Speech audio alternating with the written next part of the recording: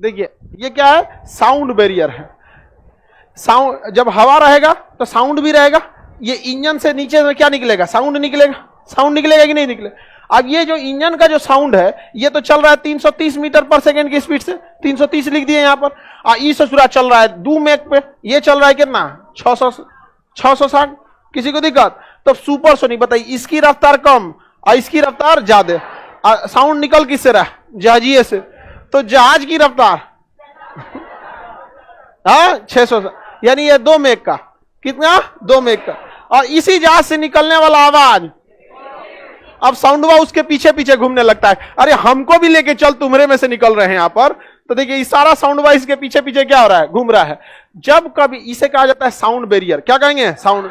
ये कब फॉर्म होगा, जब तक किसी भी चीज की रफ्तार सुपरसोनिक ना हो जाए, यानी ध्वनि की चाल से ज्यादा ना हो जाए। किसी को कोई दिक्कत? तो क्या साउंड बैरियर क्या हवाई जहाज में होता है? नहीं होता, हवाई जहाज में हो ही नहीं सकता। हवाई जहाज में धुआं निकलता है, वो जो धुआं निकलता है ना, वो धुआं नहीं रहता है, जो उसमें भाप होता है ना, भाप। तो ऊपर में इतना ठंड होता है, इतना ठंड होता है ऊपर में, मर जाएगा आदमी। हवाई जहाजिया के 12 एक बार निकल गए तो यहाँ पर -60 डिग्री हो जाता है।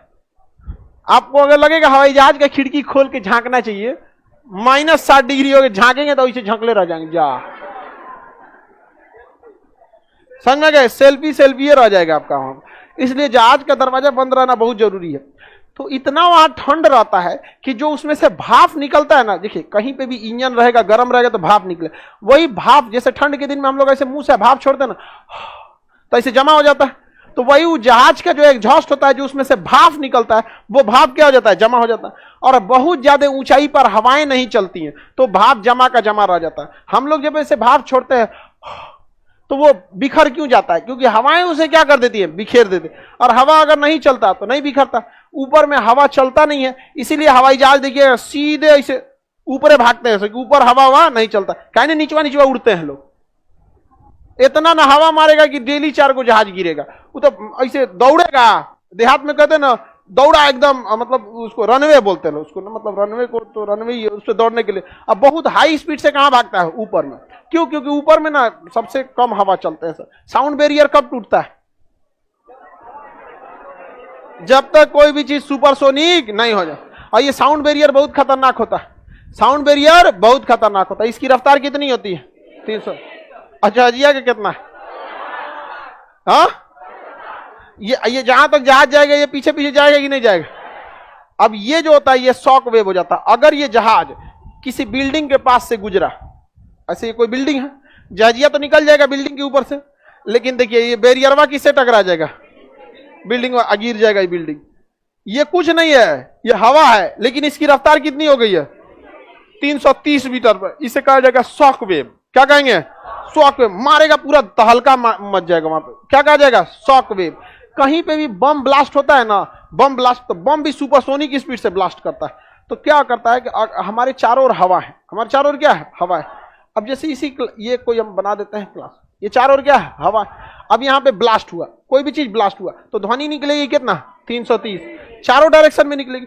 और अगर ये बम बहुत तगड़ा है, इतना जोर से ये ध्वनि यहाँ के हवाओं को ढकेलेगा कि ये हवा को पता ही नहीं चलेगा कि हमको, जैसे आंधी उठती है तो हवा को तो पता चलता है कि आगे बढ़ना है, लेकिन अचानक ब्लास्ट होगा ना तो हवाओं में इतना झटका लगेगा कि वही हवा हम लोग को क्या मारेगा, झटका। इसलिए फिल्मों में देखिएगा जब बम फेंकता है तो वहां ब्लास्ट होता है। जैसे बम ब्लास्ट होगा तो वहां से क्या निकलेगा, ध्वनि। और ध्वनि कितना की रफ्तार से जाएगा, 330। और अगल बगल की हवाएं कभी 330 की स्पीड से नहीं चलती हैं वहां पे। उन हवाओं को इतना तेज बम झटका मारेगा कि वो हवाएं दूसरे को क्या मार देगी, झटका मार देगी। इसलिए देखिए बम फूटेगा कहीं और छिटाएगा कहीं, वो रियलिटी होता है। भले उसमें शूटिंग के दौरान वो रियल नहीं है, बट ओरिजिनल बम जब फटेगा तो आप भी उधिया जाएंगे वहां पर। शॉक वेव होता है, उसे क्या कहते हैं, शॉक वेव।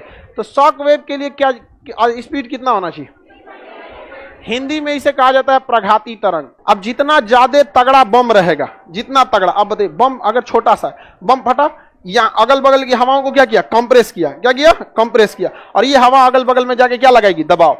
लेकिन इतना बड़ा वातावरण होता है कि इसका दबाव क्या हो जाता है, खत्म हो जाता है। लेकिन अगर परमाणु बम पटक दे तो परमाणु बम ऐसा फटेगा, इतना तगड़ा मारेगा एक साथ ध्वनि उसमें से कि अगल बगल की हवाओं को बहुत ही तेज सुपरसोनिक स्पीड से ढकेलेगा हवाओं को।